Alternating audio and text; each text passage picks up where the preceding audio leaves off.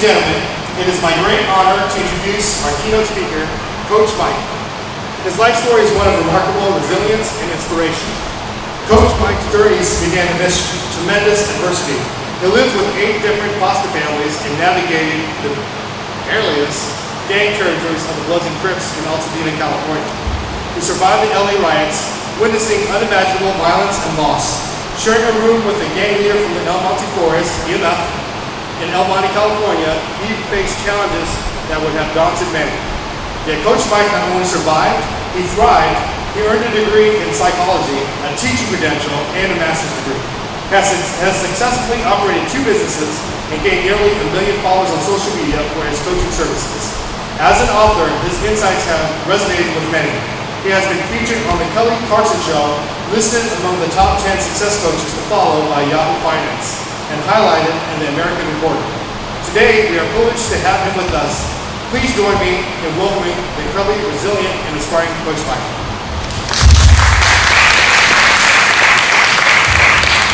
Wow, what an introduction. Thank you, Chris. Yeah, how much do I have to pay for that? Wow. Well, you know what? Thank you. This is truly an honor for me to be here. When I landed this morning, I was thinking about what kind of keynote can I present to everyone that can either inspire you and you can take home with you, not just in the ring here, but you can actually take home with you and make changes and implement into your own life.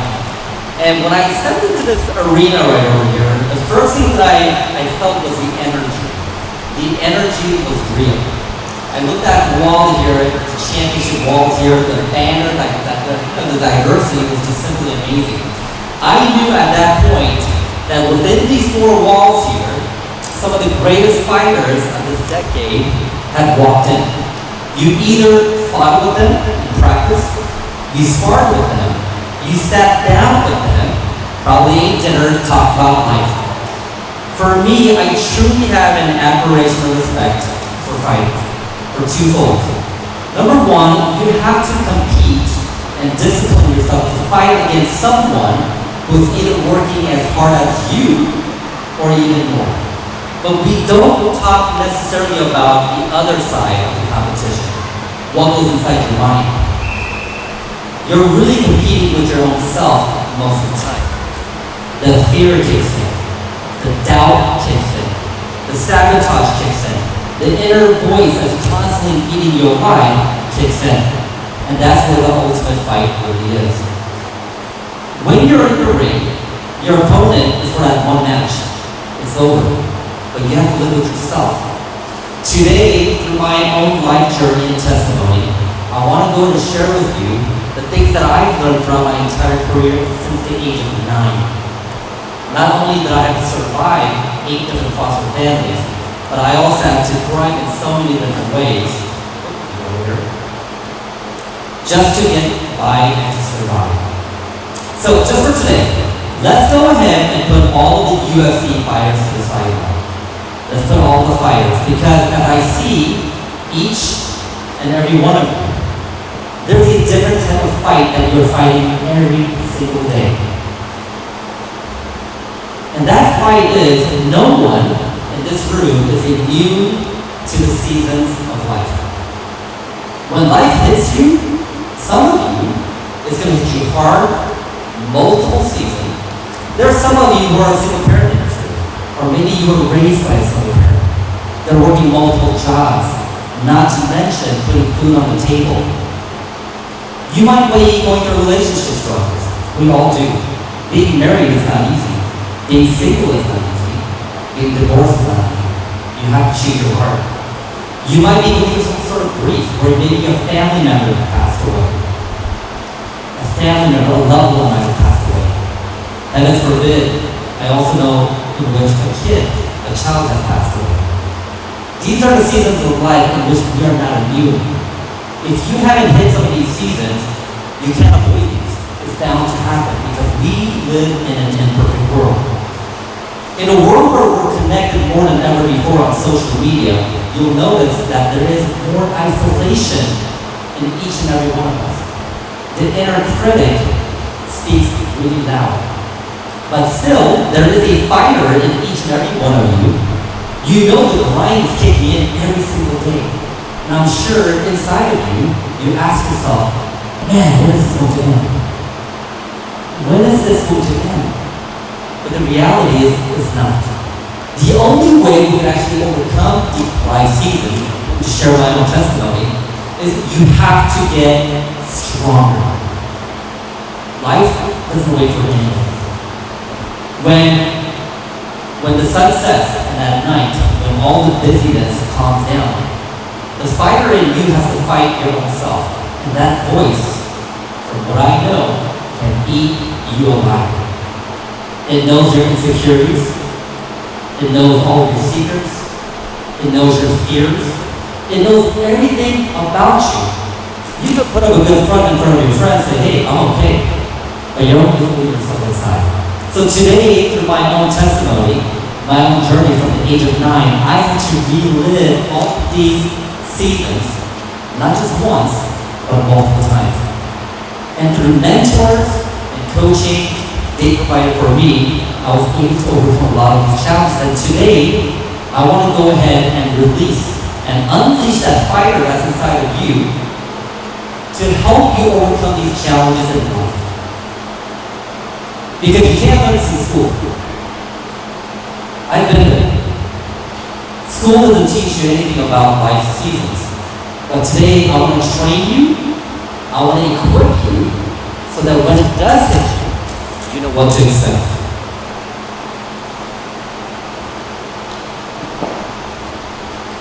When I entered the foster home system at the age of 9, that's the first time I realized that life is uncertain. There's two ways in which your life is going to change. The first way it's going to change is someone in your life, it could be you made a decision, you made an action, and you have to live with the decision you made. For me, at the age of 9, I was on the receiving end. My dad physically abused me when we were in the States. In other parts of the world, it's called discipline. But in this country, it's called abuse. My life completely changed because of the action of someone else. And at that point, I realized I'm on my own. My first encounter at school was at Altadena, California. I was the only Asian student in a body of African American students. When I walked in on campus, it was the most scariest feeling ever. Chills ran down my spine. I knew my life was going to be over. Every single day, I got beat up. I got pushed into the bathroom, punched, kicked, you name it. Back then, I had a lot of hair. They grabbed my hair too. You won't believe me, but you'll see some pictures of my childhood. You'll see it at Christmas.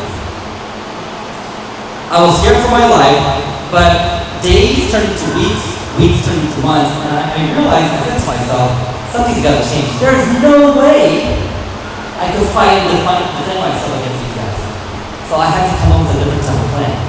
And this is where the ideology of adaptation kicks in. I drew out a map of my entire street from where I left my house to the school. I rerouted every single route to avoid certain groups of students every single day. Number 2, I also woke up extra early just so I could avoid certain students. I got to school early, I was in the office, boom, I was safe. And when the bell rings, I would always go a little bit early, pretending I'm going to the bathroom, and I would dash right away. When I was adjusting my life to this new environment, I was living in fear. I knew something had to change. So back then, when I was in the middle school, MC Hammer was in. Hammer time. I'm not going to make this embarrassing. MC Hammer was in, so I went to a thrift store, and I got some baggy pants. And I also got a 99-cent Ray-Ban with neon signs. On this side was green, and on this side was pink. I walked on campus, I said, you know what, I'm gonna do something different. I walked in with a little bit of swag. I want you to picture this. This scrawny little Asian kid, very scrawny little Asian kid walking on campus with a little bit of swag. This is my swag. I did the best I could, okay? There was a sea of students who mocked me, they made fun of me, They tormented me, but out of the sea of students, there were two students, and I keep in touch with them today. Those students looked at me and said, Mike, you ain't. You ain't, Mike. I'm like, what does I mean? But I didn't know mnemonics, but I knew compassion, and I felt the love coming from those two brothers. From that point on, they gave me a nickname. They called me the Black April. I own that name. I walked around as I'm Black April, and I own that name. Even when I wrote on my papers, when the teacher said, "Hey, write your name," instead of putting Mike, I put Black April. And the reason why I did it is for the first time in my life, I felt accepted. And from that point on, I realized people are not going to change for me. I have to adapt to my environment. Because when I expect other people to change for me, that's called entitlement. And when you have entitlement, you feel like the world owes you something. But the reality is, they don't owe you anything. I have to adjust to the people around me. And that's when I start feeling peace. So for you, I want you to understand that life is absolutely uncertain. You have to adapt to your environment. And we all have that skill to do that. When I lived with my Chinese family, and I went to Los Angeles to live with a Vietnamese family, a Hispanic family, a Black family, and a white family, the one thing that I learned about life is that you need to sharpen your interpersonal skills like never before. Unfortunately, we live in a time of social media where people just don't know how to associate with other people. The compassion, the connection is missing. I want to share with you what my mentors have taught me, and from my own experience. There are 3 types of people that will enter your life. 3. If you are aware of the reason behind this, it's going to change your life. But if you surpass it and get caught up with the emotions for that moment, you're missing the bigger picture. The first person that's going to enter your life is someone who's going to help you during your most difficult time. I want you to take just a couple of seconds right now. Think of that one person in your life right now who's been there for you during your most difficult season of life. Here's what typically happens when that person's in your life. We are all affected by what's called the law of familiarity.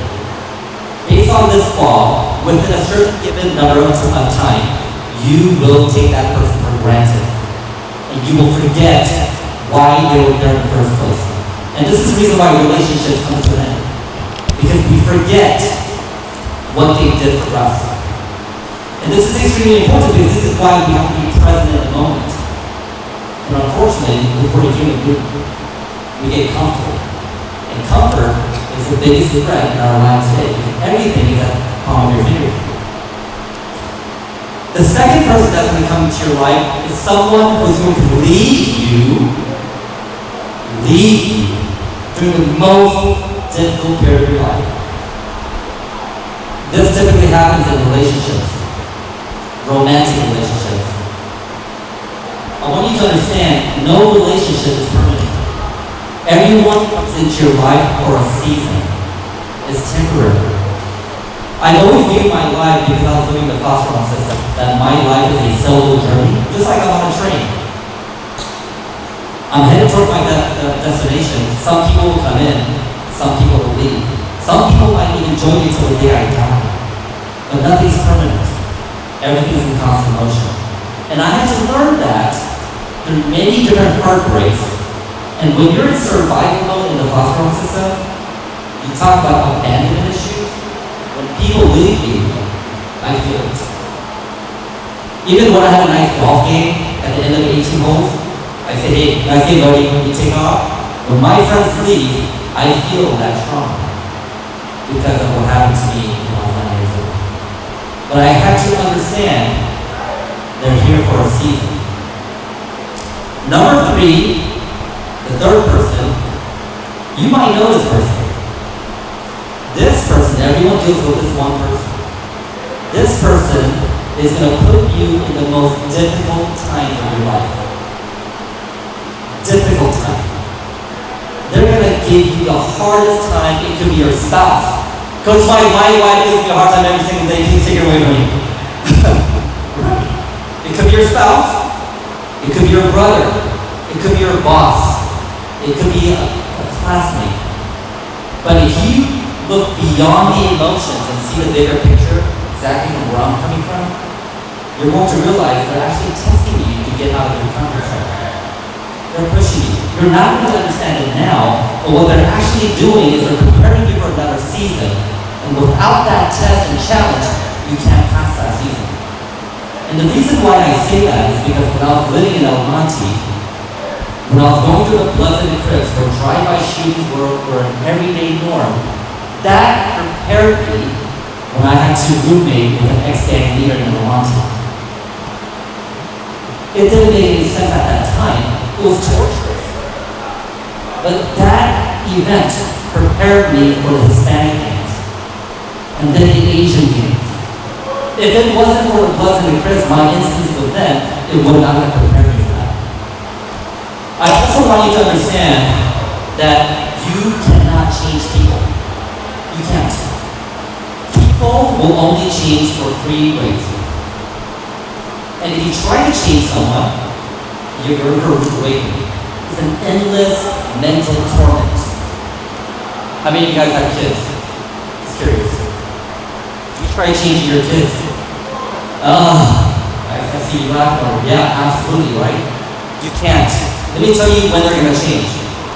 And I had to learn this in my own way. Number 1, they're going to change when their back is completely against the wall. They have no choice but to change. Because they've developed these habits, and until their back is against the wall, they're not going to change, period. The second way a person is going to change is when they're inspired to change. And this happens a lot in relationships. Sometimes I hear a lot from wives, hey, Coach Mike, my husband, he needs to change. He's not doing this, he's not doing that. No, the only way he's going to change is if you first work on yourself first. When you change, that person will be inspired to change as well. It's just like perfume. You have to, when you spray perfume on yourself first, this is going to happen. It's going to trickle onto the people around you. Then everyone's going to do it. The last way a person's going to change is through knowledge. We live in a world where information is at the palm of our hands. Sometimes it's too much information. But if you notice right here, in each and every one of you, including myself, we are a victim of what we call generational trauma. Whether you like it or not. It's true. Your parents didn't have Google or the internet. They raised you based on what they told them, they're passing on to you. With the internet and information at the palm of our hands, parents are so much more aware of what is good parenting and what is not. And it's not in anyone's position to tell someone how to raise their kids. But I think we now understand some of the things that we were taught when we were kids, we can actually start to question that.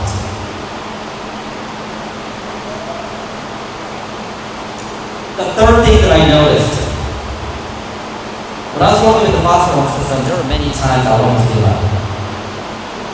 Imagine every single day seeing your other friends, they have birthday parties, they go on vacations, they go softball practice, they have a lot of fun. I didn't have that. Every day was a survival. I had to learn to adapt. I had to learn how to make money. It was brutal. There was a very dark time in my life. I just wanted to give up. You know. But here's something that changed my life. A coach of mine told me this.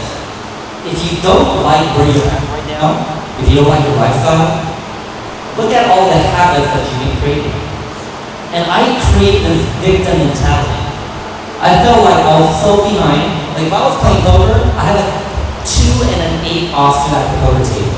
There's no way to win. And every day I would remind myself what a victim I am.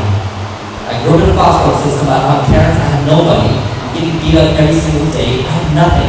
And I would remind myself, and I notice it feels good at the moment because people are feeling sorry for you, but I'm not moving forward in my life. I'm stuck. And I realized my habits were created because of the actions I took every single day. I doubt myself. I was I'll say horrible things about myself. You're ugly, you're dumb, you're no good. And that happened because I made a certain decision in my life. And that decision occurred because of the thought process. When I fully accepted to change my ways about my point of view and my perspective that I'm no longer a victim, that's when it actually started to change. My life started to change little by little. And then I started to focus more on the efforts. Every single, whether I like it or not, I'm just going to go. I don't feel like doing it, but I'm still going to go. Because I learned that we are a creature of habit. And I learned at a very young age that if I create these successful habits, I'm going to make it. I didn't even look at the mountaintop. It was too overwhelming. I just wanted to get through the day. I wanted to make $1 in one day. The next day, I made $2. Keep on going, $1 at a time. The consistency is going to win over challenge any given day. There's nothing special about it. Nothing. But I am extremely consistent. Whether I want to do it or not, I get up and I get the job done.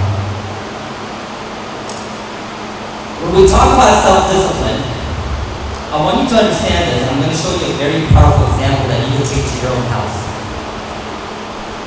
Our minds were designed to survive. That's the whole point of it. Back in the days when dinosaurs were roaming around, our minds were designed, we don't want to get eaten. So what do? We find ways to survive. In today's world, you know what our greatest threat is? Don't say your wife. Don't say your wife. Don't say your husband. No. The greatest threat that you have to face today, more than ever before, is too much information. If you open up Netflix, you have so much options. You end up what? Not watching anything at all. Have you seen these modern dating apps? Right? When you go to these dating apps, oh, this woman's hot. This guy's really hot. Well, what happens? Oh, you're too skinny. Next. You're too tall. Next. You're too chubby. Next. You're 1 foot in and 1 foot out. The greatest threat is you lack decision skills now. We struggle with what's called analysis paralysis. Because of that, more people than ever before are feeling stuck. They can't move ahead because there's too much information. Between the Los Angeles Lakers and the Boston Celtics, between those two franchises, they won over 30 championship titles. 30. Right. And they won not because of a strong offense, but because of an amazing defense. I'm going to show you today something that I taught a lot of my own clients that you can take that will completely change the way you feel about getting burnt out every single day. The grind is real. But unless you know this defensive plan and you apply it every single day for the next 25 days, you're not going to see these changes. Let me give you an example. How many of you feel guilty sometimes? Just curious. Thank you for raising your hand and for being honest. Here's another question for you. How many of you feel shameful for who you are or what you've done in the past? Or maybe someone made you feel shameful. Thank you. How many of you feel like you have this need to people please sometimes, and if you don't get the reaction or the validation from that person, it makes you feel extremely horrible? That's called being a human being. So, I'm going to show you something right now that you can do to get that strength back. Typically what happens when you go to bed and you wake up and you're somewhat charged, let's just say you're at 80%. 80% charged. When you go about your day and someone cuts you off, it pisses you off, your energy is now being released. You go to work, energy is being released. Your husband or your wife or your girlfriend is annoying you, energy is being released. Your kids are upsetting you, energy is being released. Something happens at home. Maybe something got broken and it's throwing you out of your routine. That's going to mess you up. At the end of the day, you're already at zero. You're depleted. When you get home, how many of you just get a beer, relax and think, oh my God, I'm so tired. And I have to do this again the next day. It's an endless rat race, isn't it? Especially in this country. So I'm going to show you an amazing defense that you could apply in your life. This is what I do. Let's just say I'm at 80%. When I see a complete stranger walking by or on the freeway cut me off, I don't see that person as a person. Instead, I see a percentage sign on top of their head. Ah, he cut me off. He deserves 1% of me. And I'm going to give him 1% of my energy. My kids, they're more important to me, aren't they? So I'm going to give them 20%. You're going to give me, Coach Mike, those are your kids. Why are you giving them 20%? They get 20% of me, but 100% of that 20%. So when they mess up, my energy is never at 100%. It matches their percentage. When I go to work and I work with a client, they're not family, so I'm going to give them 10%. My significant other is very important to me. She gets a lot. So at the end of the day, my goal is I want to make sure I have at least 30% saved for me. That is really important. You cannot forget about you. Here's what's going to happen now when I go to bed. When I go to bed and I know I have 30% reserved in my system, when I wake up the next day, I have 80%. I'm now at 110%.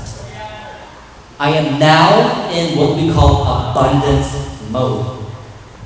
Meaning your boundaries, you know your boundaries, and you're not going to allow someone to open up those boundaries for you.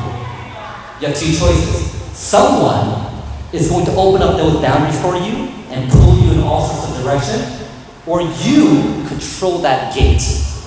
That percentage strategy is where you are taking control of your boundaries, no one else. Just like the stock market, you're compounding yourself from days, weeks, months, and years. Imagine if you compound your internal boundaries for the next 5 years, your marriage is going to be better. Your friendship is going to be better. Your relationship with everyone is going to be better. Why? You're not depleted. You're always in abundance mode. And when it crashes, just like the stock market does, you know what's going to happen? You can recover. But there are people who are living burned out every single day. You can't recover from that until you take ownership of your internal boundaries. Number 5, it's important that you learn to take action. If I didn't take action from my entire life, I would not be where I'm here today.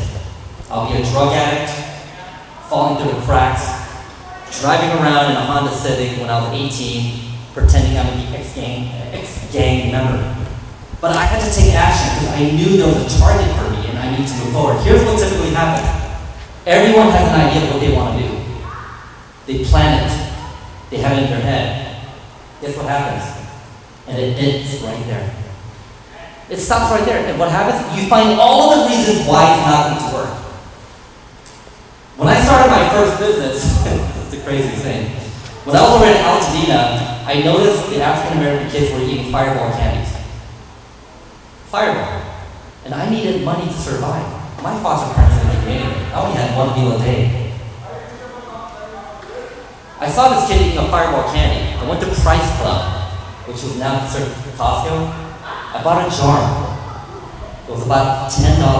I sold it for $0.25, and I compounded that using a spreadsheet. And every month I would make about $60. And I took that same principle of duplicating my profit and looking at a need in my audience, and I applied that same thing when I introduced my own business. SWC Academy is a writing school. We started with 1 student. I started 2, we compounded, went from 90 to 100 to 450 to 500 students. I took the same principle. I embraced the fear of the unknown, and I put it to action. I executed it. Here's the thing. A lot of people want to do it perfectly. It's never going to be perfect. That's why the third step right here, you go back over here. The third step, you have to reflect. What worked? What didn't work? Unfortunately, people don't have time to do that, but that's the most important thing that you have to do with your life. If you don't really reflect your life, how do you know if you're going in the right direction? You don't. You're going in blindly, and then you're repeating the same mistake over and over again. And then after you revise, make some changes. Do you know why a lot of relationships fail? When they learn something from each other, they don't grow anymore because they're already fixed. And that's what typically happens. And then what you have to do then is just repeat. If you repeat, whether that's in business, whether that's in a relationship, I see some young people here too, I'm sure you guys go to college, it's the same thing. My entire life was trusting my system. I didn't trust myself because I had a lot of generational trauma. I would overthink, I would overanalyze. But when I implemented this system and I trusted every single day I'm going to execute this, whether I like it or not, when I opened my eyes, this is where I'm at now. Every day, plan, execute, reflect, revise, repeat. Let's do it again. Same thing when you're in the ring. When you're working with your other fighters, what do? Something worked in it. It didn't work. You go back home, you brainstorm, you apply, you repeat. Over the course of days, weeks, months, and years, guess what happened? You're a completely different fighter. I want you to understand this is so important here. Timing is everything. I didn't know this when I was young. Why? Because we're kids. We're impatient. We live in an Amazon world where we want everything instant now, don't we? But that's part of the problem. Timing is so important. You cannot force things when it's not your season. I had to learn that the hard way. There were many times I wanted to take my life away. Who wouldn't? I didn't have any parents. Nobody said I love you to. Nobody gave me food. When I was with Chris in high school, Chris doesn't know this. He recently found out. I was surviving. I went to a Carl's Jr. got a 99-cent hamburger. And I cut that into 3 sections. Breakfast, lunch, dinner.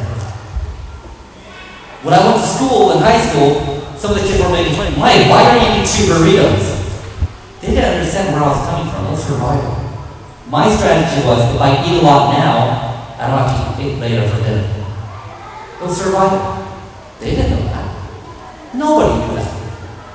But I had to do what I had to do to survive. And I started to pray. And you know what happens when you pray?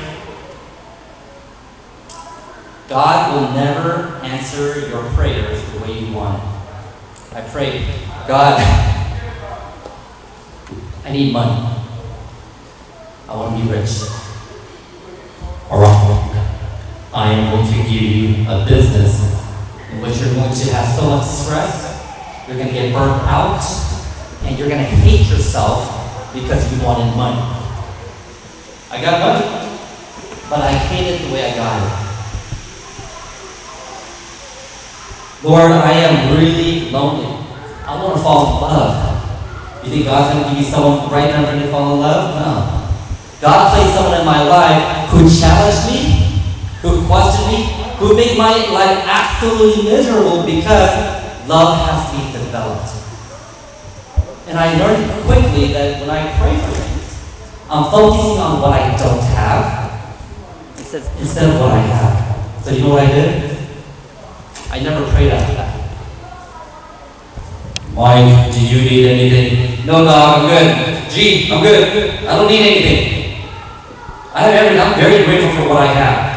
When I focus my attention on what I have instead of what I didn't have, my life completely changed. I realized how truly blessed I really am. Even through all of the challenges that I've gone through, every one of those seasons that I've gone through, 8 different foster families, Los Angeles riots, living with a Hispanic family, with getting fights all the time with gang affiliated members all the time. You wouldn't think that. I'm a scrawny Asian guy. But all of those seasons helped me to be very grateful because I learned the power of perspective. Every season that occurred in my life was a gift. Today, I want you to focus on you. Be grateful for what you have. In a world where social media is so extreme, we forget how much we really do have. The comparison on social media is a thief of all joy. You feel never enough. Never enough. No matter how much you do, never enough. No matter how much money you make, you're never enough. This is where we really have to focus on ourselves.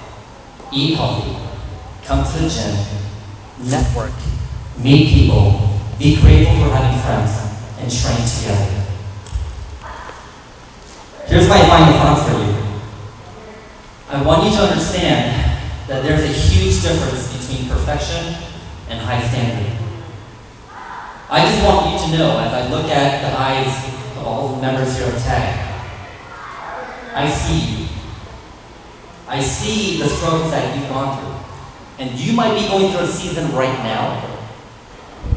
When someone asks you, hey, are you doing okay? You don't have to say, hey, I'm good.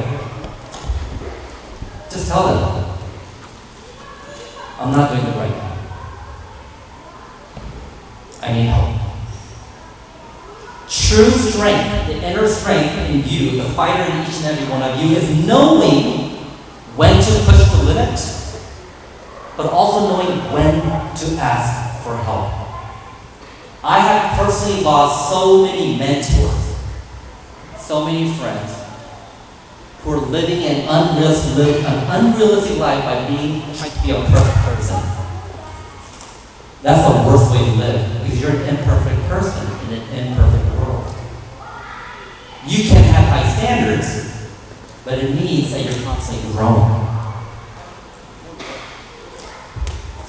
Fighters, ladies and gentlemen, all of the members of TAG, today I just want you to understand that we, just like myself, are fostered in one way or another. You might not have lived in a foster home just like me, but we've been fostered one way or another. We live in an imperfect world, but it does not mean that you're broken. And I really want you to take that message home. You are not broken. Our environment is.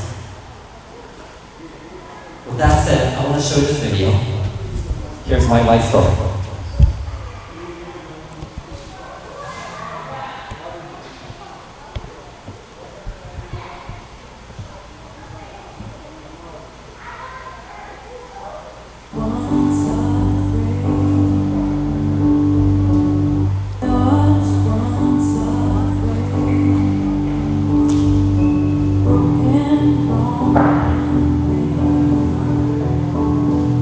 Wondered how